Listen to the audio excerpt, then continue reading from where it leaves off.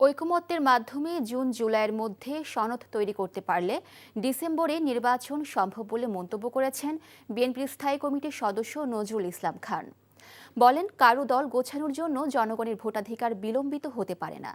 সকালে লেবার পার্টির প্রতিষ্ঠাতা মাওলানা আব্দুল মতিনের ২৯তম মৃত্যুবার্ষিকী উপলক্ষে সকালে জাতীয় প্রেস ক্লাবে আয়োজিত আলোচনা সভায় কথা বলেন তিনি।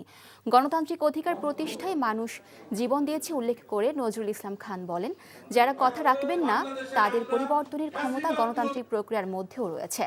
এ সময় বিএনপি চেয়ারপারসনের উপদেষ্টা জয়নুল আবেদিন ফারুক বলেন, করিডোর নিয়ে নির্বাচিত সরকার সিদ্ধান্ত নেবে। এই সরকারের দায়িত্ব নির্বাচন দেওয়া। এখানে আমাদের সামনে অনেক তরুণ বসা, যাদের বয়স কম, তারা ভোটার হয়েছে অনেকদিন আগে, কিন্তু আজ পর্যন্ত ভোট দিতে পারেনি। তারা তাদের অধিকার প্রয়োগ করতে চায়, রাষ্ট্র পরিচালনায় তারা তাদের মতামত ব্যক্ত করতে চায়। এটাই তাদের সর্বোচ্চ রাজনৈতিক অধিকার। এই অধিকার অর্জনের জন্যই এত হাজার হাজার মানুষ গুম হয়েছে, খুন হয়েছে। বান্ডেল থাকলে প্রতি সেনমানিতে টাকা বাঁচবে।